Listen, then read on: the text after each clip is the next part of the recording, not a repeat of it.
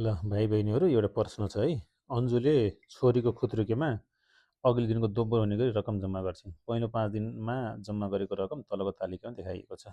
पहिलो दिनमा 5 रुपियाँ, दोस्रो दिनमा 10 रुपियाँ, तेस्रो दिनमा 20 रुपियाँ, चौथो दिनमा 40 रुपियाँ, पाँचौँ दिनमा 80 रुपियाँ जम्मा गर्छिन् है।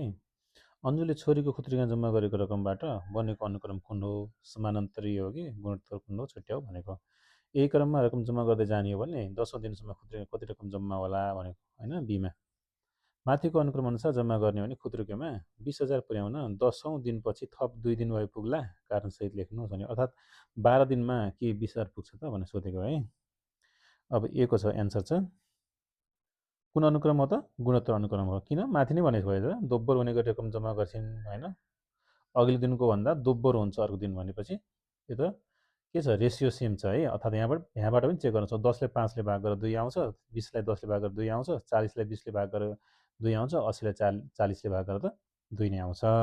अब रेसियो के आउँछ त यहाँ? ल 10लाई 5ले भाग गऱ्यो भने के आउँछ रेसियो?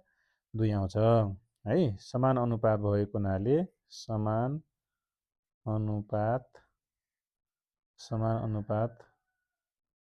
भएको हुनाले दिइएको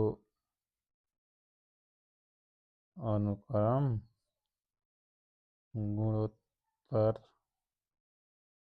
अनुक्रम हो भन्ने हो है त। ल ए को भयो है। अब बीमा जाऊ त।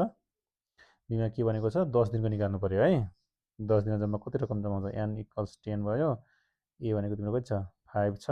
आर भनेको 2 छ हो। s 10 = what? र तिमीहरूलाई थाहा छ नि होइन फर्मुला? We know that. ल फर्मुला बना त। एस एनको फर्मुला गुणोत्तर अनुक्रममा ए आरको पावर n -1 अपन r - 1 यही त हो नि है।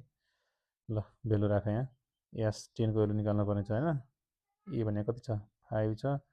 आर भनेको 2 छ। एनको भेल्यु कति छ? 10 - 1 अपन 2 - 1 छ है त।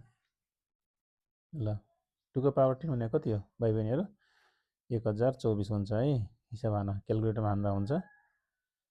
ल अब 5 1024बाट 1 घटाउँदा 1023 हुन्छ। 1023लाई 5ले गुणन गरेर त 5115 हुन्छ। देयरफोर 10 दिनमा खुत्रुकेमा कति रकम जम्मा हुँदो रहेछ त? 5115 रुपियाँ रकम जम्मा हुँदो रहेछ। बीमा भयो है। अब सीमा। अब 12 दिनको निकाल्नु त यहाँ n = 12।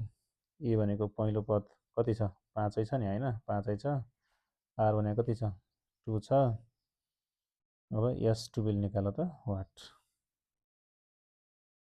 Again we know that, हामीलाई थाहा छ कि एसएनको फर्मुला त्यही नै हो नि होइन। ए आरको पावर n - 1 अपन r - 1 हो। ल भेल्यु राख्ने। ए भनेको छ 5 छ। आर भनेको कति छ? 2 छ। भनेको 12 - 1 2 - 1 5 2 को पावर 12 2 को पावर 12 भनेको कति हुन्छ? 40 96 हुन्छ होइन। -1 गरेर त 5 यो 40 95 हुने भयो। अनि ल कति हुन्छ त? डिभाइड गर, मल्टिप्लाई गर त। 20 475 20,475 हुन्छ है। 20,475 हुन्छ। जम्मा रु 20,475 जम्मा हुन्छ। कति बढी जम्मा हुन्छ त? बढी भएको रकम अर्थात् तिम्रो चाहिँ कति रुपियाँ बढी जम्मा हुन्छ त 20,000 भन्दा? भनेपछि 20,475 माइनस 20,000 गरिदेऊ त। 475 रुपियाँ अझै बढी जम्मा हुँदो रहेछ है। 475 रुपियाँ बढी जम्मा हुँदो रहेछ। ल यसरी गर्ने है त।